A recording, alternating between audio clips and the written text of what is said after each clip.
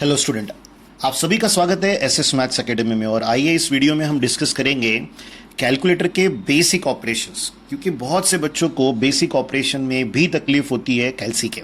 तो ये वीडियो पूरा देखिएगा, आपको सभी बेसिक ऑपरेशंस समझ में आ जाएंगे। देखिए बच्चों, सबसे पहले हम हमेशा कैलसी को ऑन करते हैं और एक बात हमेशा ध्यान रखिएगा कि यहाँ जब मैथ्स लिखा होता है उसका मतलब क्या है। ये बेसिक, बहुत ही बेसिक कंसेप्ट है। तो आप देखिए, अगर आप फ्रैक्शन वैल्यू निकालते हैं 1/5 तो आपको यहाँ पर वैल्यू फ्रैक्शन में दिखाएगी। और अगर आपको डायरेक्टली वैल्यू डेसिमल पॉइंट में चाहिए है तो उसे लाइन कहते हैं। तो आप वो कैसे लाएंगे? Shift mode. और आप देखिए यहाँ पर फर्स्ट है मैथ्स IO और यहाँ है लाइन IO। तो आप जब सेकेंड ऑप्शन चूज करेंगे तो जैसे ही आप 1/5 फिर से एक बार इवेल्युएट करेंगे तो आपको यहाँ पर वो एक लाइन में आंसर देगा, यहाँ फ्रैक्शन नहीं आएगा। फिर ध्यान रखिएगा। और यहाँ आप देख रहे हो कि अभी मैथ्स का ऑपरेशन भी हट गया है। तो ये छोटे छोटे बेसिक ऑपरेशन है जो हमें पता होने चाहिए। तो आप कंसिडर कीजिए कि आप कैलकुलेटर को फुल टाइम मैथ्स में रख के चल रहे हो। तो आप कैसे लाओगे? फिर से शिफ्ट मोड प्रेस करेंगे तो यहां पर आपको ऑपरेशंस दिख रहे हैं। फर्स्ट ऑपरेशन ले लीजिए, मैथ्स ऑपरेशन, तो आप मैथ्स में ले लीजिए। देन 1/5 हमने इवेल्युएट किया तो यहाँ फ्रैक्शन वैल्यू दिखा रही है। बट कंसिडर कीजिए कि आप यहाँ मैथ्स इस मोड में चल रहे हो और फ्रैक्शन वैल्यू मिल रही है, बट आपको उसी समय उसका डेसिमल पॉइंट प्रेजेंटेशन भी चाहिए। तो आप S to D जैसे ही प्रेस करेंगे आपको यहाँ पर डेसिमल पॉइंट प्रेजेंटेशन भी मिल जाएगा। और ये छोटे छोटे कंसेप्ट्स है जो हमसे मिस हो जाते हैं और हमें मुश्किलें होती है एग्जाम में इस टर्म को दिखाने में और पता करने में। तो ये सबसे इंपॉर्टेंट फॉर्म रहा। इसके बाद आप AC दबाते हो तो स्क्रीन ब्लैंक हो जाती है। एक इंपॉर्टेंट टर्म है, अगर आप ऑन प्रेस कर देते हो और तो जो प्रीवियस कैलकुलेशंस आप लोगों ने परफॉर्म किए हैं वो टोटली डिलीट हो जाएंगे।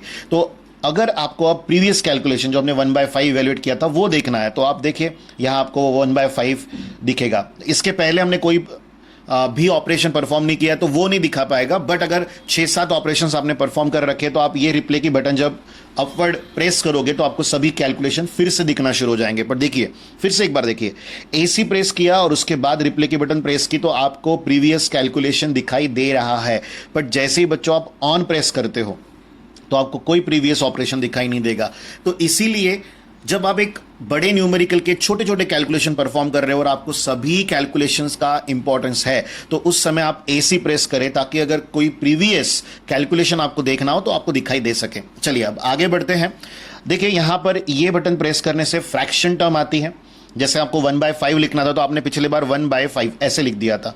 बट अगर आपके पास कोई बड़ा कैलकुलेशन है और आपको वो यहां पर एंट्री लेनी है तो आप क्या करोगे? आप यहां पर न्यूमरेटर में जो भी वैल्यू है वो लिखोगे, देन डिनोमिनेटर में जो भी वैल्यू है वो लिखोगे और इज इक्वल्स टू दोगे तो आपको यहां पर उसका फ्रैक्शन फॉर्म मिलेगा।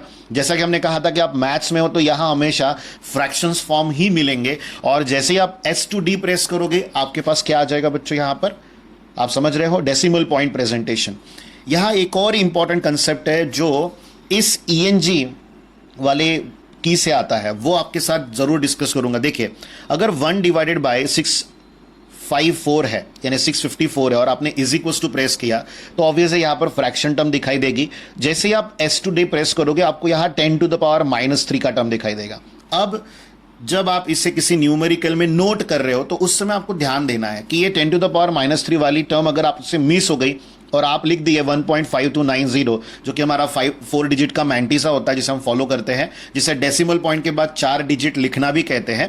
तो ये टर्म के वजह से वो आंसर जो आप लिखोगे वो टोटली रॉन्ग होगा। तो आपको इस 10⁻³ को पहले बनाना है, 10 के पावर को जो -3 है उससे बनाना है 0।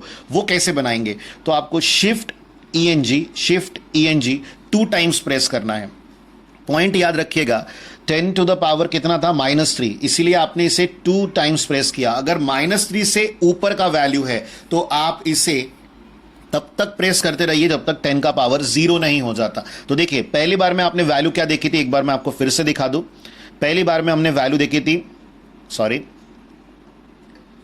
देखिए प्रीवियस कैलकुलेशंस हम कैसे इवेल्युएट करेंगे। आप देख रहे हो यहाँ पर ये लेटेस्ट था, उसके बाद हमने ये सॉल्व किया था, उसके बाद हमने कुछ भी सॉल्व नहीं किया। तो आप रिप्ले की बटन का यूज देख रहे हो। अब आप यहाँ पर जैसे ही प्रेस करोगे तो आपने वैल्यू के लिए 1.5290, जबकि आप जब शिफ्ट ईएनजी ऑपरेट करके देख रहे हो तो वो वैल्यू है बच्चों 0.0015। तो सोचिए आपकी वैल्यू गलत थी अगर 10⁻³ को आप छोड़कर जाते हो तो। अब यहां पर एक और टर्म देखिए अच्छे से, इस वैल्यू में थोड़ी बढ़ोतरी कर लेते हैं। अब वो हो गया 65496 इज इक्वल टू दीजिए, ऑब्वियस है मैथ्स वाले मोड में हो तो फ्रैक्शन फॉर्म ही दिखेगा। देन आप एस टू डी कीजिए। अब देखिए आपको 10⁻⁻5 दिखाई दे रहा है। पॉइंट नोट कीजिएगा 10⁻³ में हम लोगों ने शिफ्ट ईएनजी कितने बार प्रेस किया? 2 बार। तो अब यहां पर 10 टू द पावर क्या है बच्चों? -5 है। तो ये शिफ्ट एक बार, देन ईएनजी एक बार, शिफ्ट एक बार, देन ईएनजी एक बार। आप समझ रहे हो, यहां पर 2 बार हमारा फिर से काम हो गया।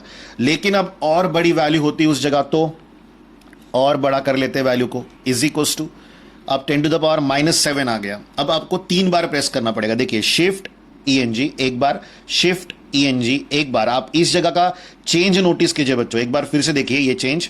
आपको ये वैल्यू थी, आपने एस टू डी करा उसे, 10⁻⁻7 पे ध्यान दीजिए आप, आपको चेंज दिखाई देगा। जैसे मैं शिफ्ट ईएनजी प्रेस करूंगा, शिफ्ट ईएनजी -6 हो गया, आप शिफ्ट ईएनजी -3 हो गया, आप शिफ्ट ईएनजी अब हो गया वो 0। तो हमारी वैल्यू क्या है बच्चों? 0.6 × 0 152। तो ये कैलकुलेशन पैटर्न जो कि मैथ्स और लाइन के ऊपर डिपेंड करता है, इसके तरफ हमेशा ध्यान रखिए। और कैल्सी के मोड को अगर कोई टीचर आपको सजेस्ट करता है कि फिक्स्ड मोड में रखना है, डेसिमल पॉइंट जो फिक्स करने पड़ते हैं उस मोड में रखता है, तो आप वैसे भी कर सकते हो। और फिक्स मोड कैसे यूज किया जाएगा ये हम लोग नेक्स्ट वीडियो में डिस्कस करेंगे। अगर आपको हमारा ये वीडियो पसंद आया है, नॉलेज आपको मिला है कैल्सी कैसे यूज करते हैं इस बारे में, तो वीडियो को लाइक और शेयर जरूर कीजिएगा बच्चों, और चैनल को सब्सक्राइब करना बिल्कुल भी ना भूलें। Thank you students.